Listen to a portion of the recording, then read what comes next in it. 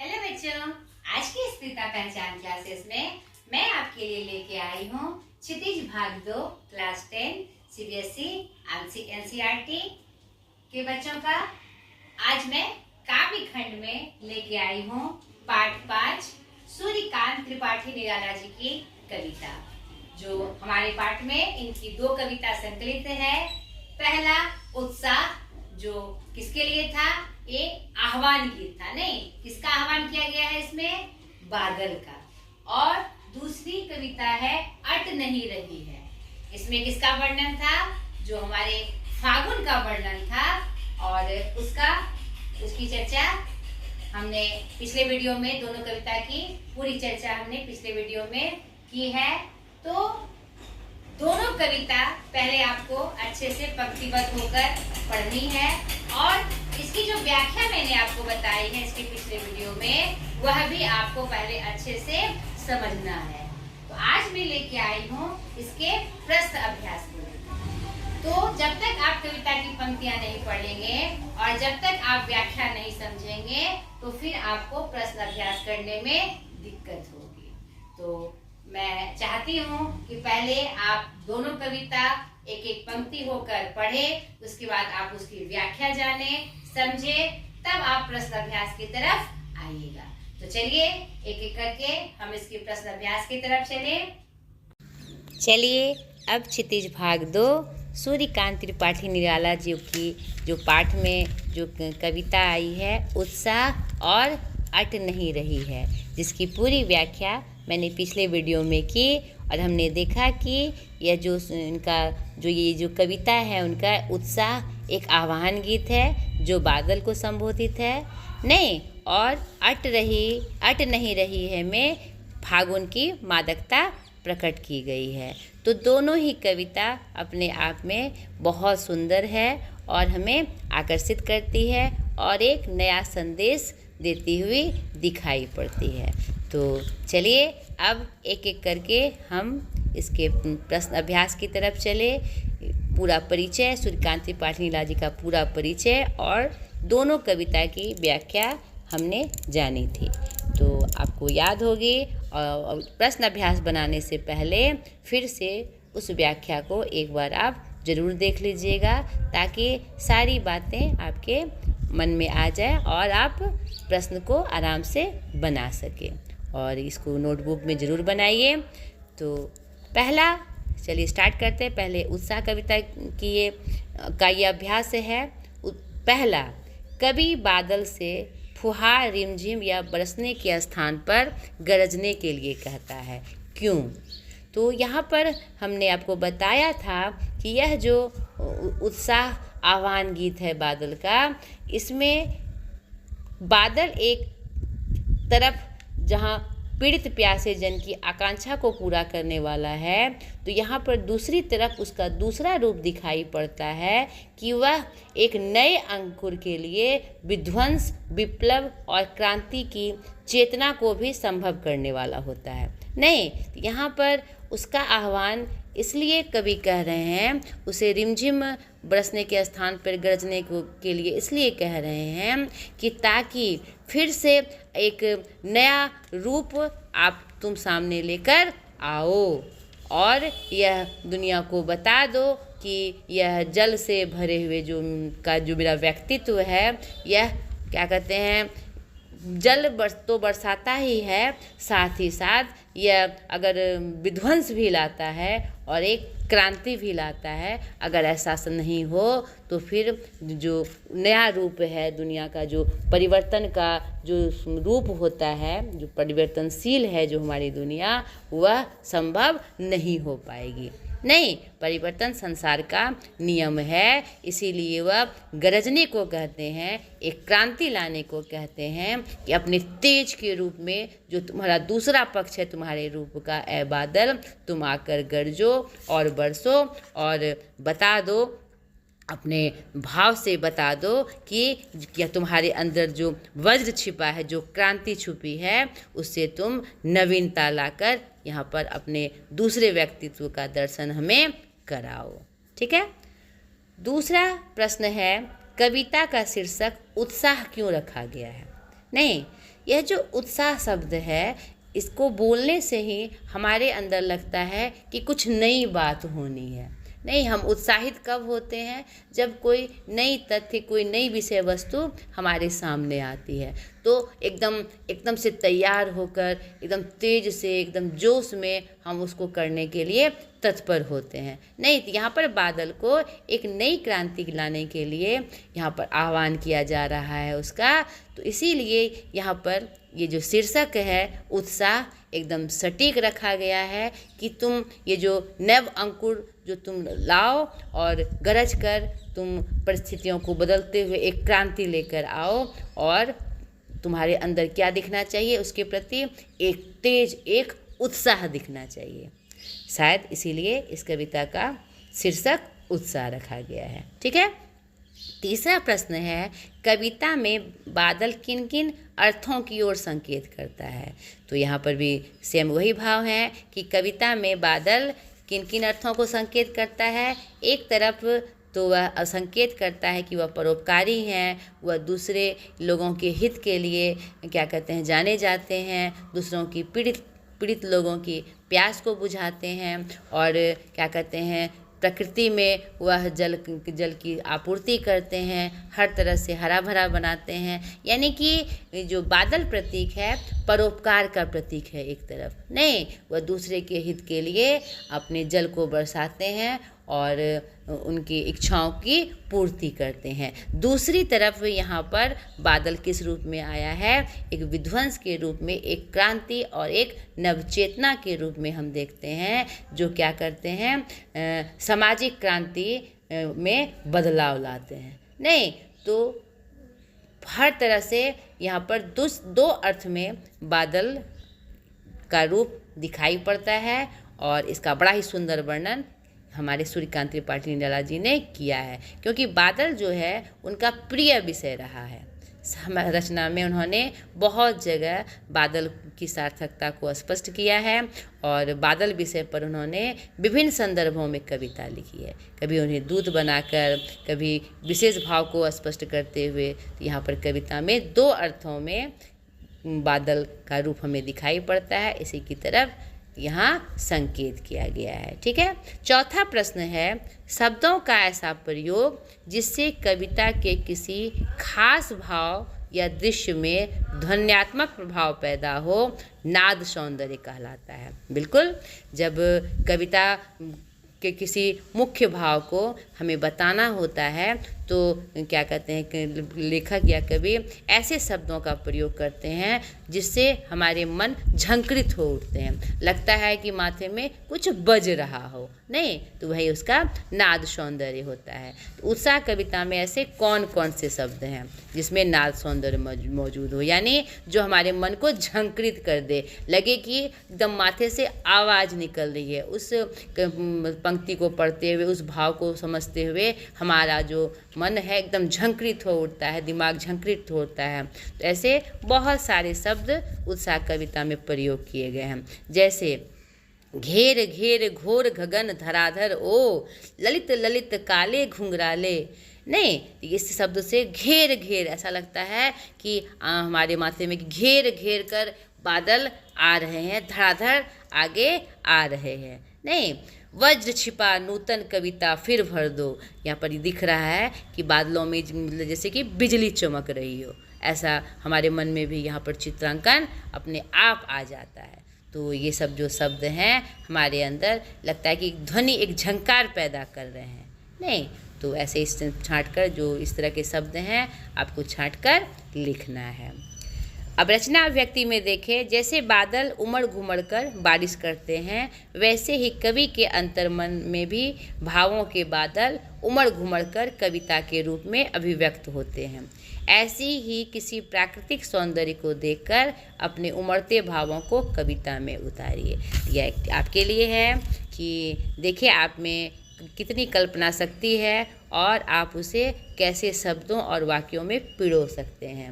नहीं, यहाँ पर आपकी कल्पना शक्ति के बारे में जांचने के लिए ये प्रश्न, ये व्यक्ति आई है कि क्या कहते हैं, जैसे बादल के ऐसे रूप को देखकर कवि के मन में कविता की पंक्तियाँ उमड़ आई प्रकृति के इस रूप में देखकर, बादल के इस रूप को देखकर। तो ऐसा कोई रूप प्रकृति सौंदर्य, चाहे वो बारिश के महीने का हो या सुंदर रूप का हो, प्रकृति में बहुत सारे ऐसे रूप हैं, बहुत सारे ऐसे तथ्य हैं जिसे देखकर हमारे अंदर कोई भाव उत्पन्न होता है। हम कभी खुश होते हैं, कभी दुखी भी होते हैं, कुछ ऐसे भी भाव हमारे मन में आ जाते हैं। तो आप भी उसे सहेज कर कविता की पंक्तियों में पिरोकर लिखिए। आगे है पाठ्येतर सक्रियता। बादलों पर अनेक कविताएं हैं, कुछ कविताओं का संकलन करें और उनका चित्रांकन भी कीजिए। तो ये भी आपके लिए एक्टिविटीज़ है, आप इसे ज़रूर करिएगा। अब इनकी दूसरी कविता अट नहीं रही है का अभ्यास हम देखें। पहला, छायावाद की एक खास विशेषता है अंतर्मन के भावों की दुनिया में सामंजस्य बिठाना।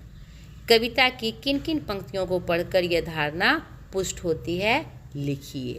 तो छायावाद क्या है, पहले मैं ये बता दूं।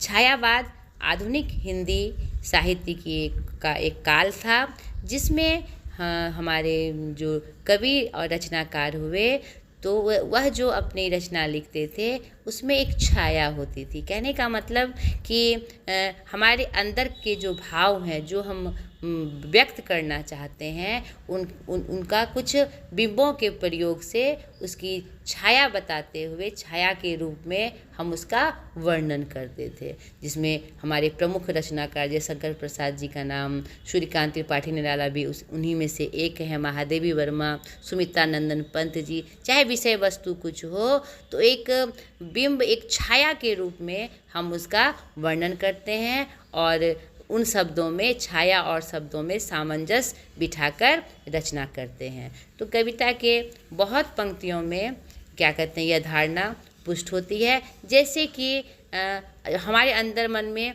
भाव हैं कि फागुन का रूप मतलब जो दिख रहे हैं, तो हमारे अंदर कौन से भाव व्यक्त हो रहे हैं, नहीं तो उसमें हम कविता की पंक्तियों में कैसे हमने सामंजस्य बैठाया। जैसे कि यहाँ पर देखिए सूर्यकांत त्रिपाठी राजे ने अपने भाव को कैसे सामंजस्य बैठाया है पंक्ति के माध्यम से। अट नहीं रही है आभा फागुन की तन सट नहीं रही है, यानी क्या यहाँ जो उनके भाव उत्पन्न हो रहे हैं उनके अंदर फागुन के महीने को देखकर वो क्या कहते हैं, एक सुंदर छायावादी रूप में, छाया के रूप में वह बता रहे हैं कि देखो अट नहीं रही है, यानी यह जो चमक है, ये फागुन की जो चमक है, ये जो सुंदरता है, वह कहीं पूरे वातावरण में यहाँ पर फैली हुई है और इतनी ज़्यादा है कि वह अपनी आभा से चारों तरफ यह बिखरे हुए है। लगता है कि पूरे वातावरण से यह बाहर जा रही है, पूरी तरह से उसमें वह अट नहीं पा रही है, नहीं। और ये क्या कहते हैं, इसकी जो सुंदर आभा है तन में सट नहीं रही है। ऐसा लगता है कि मतलब इसका जो रूप है इतना बड़ा हो गया है कि वह अट नहीं पा रही है, सट नहीं पा रही है, नहीं। तो यहाँ पर ये धारणा पुष्ट हुई कि कैसे उन्होंने अपने भाव के वर्णन को, जो मतलब भाव का जो वर्णन किया है, कितने अच्छे से शब्दों में, छोटे छोटे शब्दों में उन्होंने सामंजस्य बैठाया है। और भी है क्या कहते हैं, कहीं सांस लेते हो घर घर भर देते हो, उड़ने को नभ में तुम पर कर देते हो, नहीं। यहाँ पर जो फागुन का रूप वर्णन किया गया है कि कहीं सांस लेते हो का क्या मतलब होता है, हवाएं चलना, नहीं, हवा चल रहे हैं और उस हवा के मतलब जो रूप है, तुम घर घर में, या मतलब जो फागुन की जो हवा होती है बहुत शीतल ठंडी होती है, तो घर घर में तुम यह हवा का जो वेग है भर देते हो और उड़ने को नभ में तुम पर कर देते हो, यानी कि हवाओं का जो रूप है, जो सौंदर्य है, उसमें हमारा मन क्या होता है, ऊंची उड़ान भरने को तैयार रहता है। तो यह भाव जो उन्होंने क्या कहते हैं पंक्ति के माध्यम से की है, तो अपने भाव और क्या कहते हैं जो वो दर्शाना चाहते हैं और पंक्ति में जो उन्होंने शब्द का प्रयोग किया है उसमें उन्होंने सामंजस्य बैठाया है। तो यह छायावाद की एक प्रमुख विशेषता है, ठीक है। दूसरा है कवि की आंख फागुन की सुंदरता से क्यों नहीं कवि की आंख फागुन की सुंदरता से क्यों नहीं हट रही है, क्योंकि फागुन की सुंदरता से कवि की आंख इसलिए नहीं हट रही है कि उनकी शोभा को देखकर उनका मन बहुत उल्लसित हो रहा है। उनकी नज़रें इस सुंदरता को देखकर हट नहीं पा रही है। वहाँ पर जो रूप है इस फागुन का, ये जो मादक वाला रूप है, वह उन्हें सम्मोहित कर रहा है, सम्मोहन में डाल रहा है कि और ये जो सुंदर पत्तों से लदी डाल है, कहीं हरी है कहीं लाल है, और ये जो मंद गंध पुष्प की जो माल की खुशबू है, उनकी जो शोभा है, हर तरह से उन्हें क्या कर रही है, सम्मोहित कर रही है। इसलिए फागुन की सुंदरता से उनकी आंखें हट नहीं पा रही है। छोटा सा प्रश्न था। तीसरा है, प्रस्तुत कविता में कवि ने प्रकृति की व्यापकता का वर्णन किन किन रूपों में किया है। यहाँ पर हम देखते हैं कि कविता में कवि ने प्रकृति की व्यापकता का वर्णन किया है शुरू की पंक्तियों में ही कि यह देखो फागुन की जो आभा है, जो चमक है, वह अट नहीं पा रही है, तन में सट नहीं पा रही। यानी कि इसकी जो आभा है बहुत बड़ी है, बहुत सुंदर है, और इसमें जो मादकता फैली है इस फागुन महीने में, इसका जो रूप है, इसका जो सौंदर्य है, मतलब कि आँखों में एकदम से अट नहीं रह, लगता है कि बार बार इसे देखता ही रहूं, इससे मन भर नहीं रहा है। नहीं, इतनी ज़्यादा सुंदर है इसकी आभा, इतनी ज़्यादा बड़ी है, चमक इतनी ज़्यादा है इस फागुन महीने की, तो लगता है लगातार उसे देखता ही रहूं, नहीं, मन नहीं भर रहा है। यहाँ पर उसकी व्यापकता इसी बात से स्पष्ट हो रही है। नहीं, यहाँ पर प्रकृति व्यापक रूप में हमारे सामने आई है, जिसकी शोभा का वर्णन किया नहीं जा पा रहा है, नहीं कर नहीं पा रहे हैं कवि। चौथा प्रश्न है, फागुन में ऐसा क्या होता है जो बाकी ऋतुओं से भिन्न होता है। तो हमें पता है ये बात कि फागुन का जो महीना होता है यह बहुत ही सुंदर होता है। नहीं, यह हमारा जो इस समय जो प्रकृति का रूप होता है यह बहुत ही सुंदर होता है। ना बहुत ज़्यादा ठंड होती है, ना बहुत ज़्यादा गर्मी होती है, और ऐसा प्रतीत होता है फागुन के महीने में कि अलसाया जैसा मौसम रहता है। नहीं, सब जगह चारों तरफ मादकता फैली होती है, और एक उसमें जो क्या कहते त्यौहार आते हैं हमारे, होली का जो त्यौहार है, रंगों का जो त्यौहार है, तो वहाँ ऐसा प्रतीत होता है कि प्रकृति में ही चारों तरफ सतरंगे रंग फैल गए हो, और प्रकृति जो रूप दिखाती है वह अन्य ऋतुओं से भिन्न रूप दिखाती है। नहीं, एकदम चारों तरफ हरा भरा माहौल और मस्ती का माहौल दिखाई पड़ता है, और हमें हमेशा मन करता है कि हम उत्साह में हैं, एक मादकता में सा रूप हमें फागुन में दिखाई पड़ता है। यहाँ ऋतुओं का जो रूप है, कहीं हरी हरी दिखाई पड़ती है, कहीं लाल लाल। नहीं, लगता है रंग उत्सव में प्रकृति भी पूरी तरह से डूबी हुई है, और जो उसकी शोभा है, जो संपदा है, वह हर तरह से हमारी आँखों को सम्मोहित करती है, आकर्षित करती है। ठीक है, इन कविताओं के आधार पर निराला के काव्य शिल्प की विशेषताएं लिखिए। तो यह जो कविता है यह एकदम स्पष्ट हो रहा है कि यहाँ जो निराला जी का जो काव्य शिल्प है, पहले मैं आपको बता दूँ शिल्प क्या होता है। यानी जो बातें, जो विषय वस्तु का वर्णन हम करना चाहते हैं, उसमें हम किस प्रकार से कहते हैं, नहीं कैसे शब्दों का हम चुनाव करते हैं, कैसे उसका सामंजन करते हैं, और किन किन बिंबों के प्रयोग से हम अपने विषय वस्तु को एकदम आकर्षक और स्पष्ट बनाते हैं। तो यही हमारा क्या होता है, काव्य शिल्प। यानी काव्य लिखने में जो शब्दों का सामंजन होता है, जो चुनाव होता है, और जो क्रम से जो उसकी व्यवस्था होती है, कैसे सजाया जाए ताकि हमारे भाव स्पष्ट हों, तो इसमें निराला जी की विशेषताएं बहुत एकदम प्रखर रूप से हमारे सामने दिखाई पड़ती है। क्योंकि काव्य शिल्प का जो चुनाव वह करते हैं वह अपने आप में अनुपम है। यानी छोटे छोटे शब्दों के माध्यम से छाया के रूप में वो अपने काव्य को कह जाते हैं, और कहीं कहीं जो शब्द का प्रयोग वह करते हैं, वह बिंब का जो प्रयोग करते हैं, वह लगता है कि एकदम उसी के लिए बना हो। यह उनकी अपनी विशेषताएं हैं। रचना और अभिव्यक्ति में होली के आसपास प्रकृति में जो परिवर्तन दिखाई देते हैं उन्हें लिखिए। तो यह आप अपने अनुभव से लिखिए कि आपने फागुन में क्या देखा है, कैसा रूप है। पाठ्येतर सक्रियता, फागुन में गाए जाने वाले गीत जैसे होली, फाग आदि गीतों के बारे में जानिए। तो यह आपको इसकी जानकारी आपको अपने बड़ों से, परिवार वालों से, समाज के लोगों से या अपने अनुभव से जाननी है कि और किस प्रकार के गीत गाए जाते हैं। तो यह हमारा जो प्रश्न अभ्यास था उत्साह का और अट नहीं रही, जो सूर्यकांत त्रिपाठी नीरा जी की एक सुंदरतम कविता है, उसका अभ्यास हमने आपको बताया। आशा करती हूँ ये आपको अच्छा लगा होगा और ये आपके लिए सहायक बना होगा। तो आज तक के लिए इतना ही। अगले वीडियो में एक नए पाठ के साथ मैं आपके सामने उपस्थित होंगी। बाय।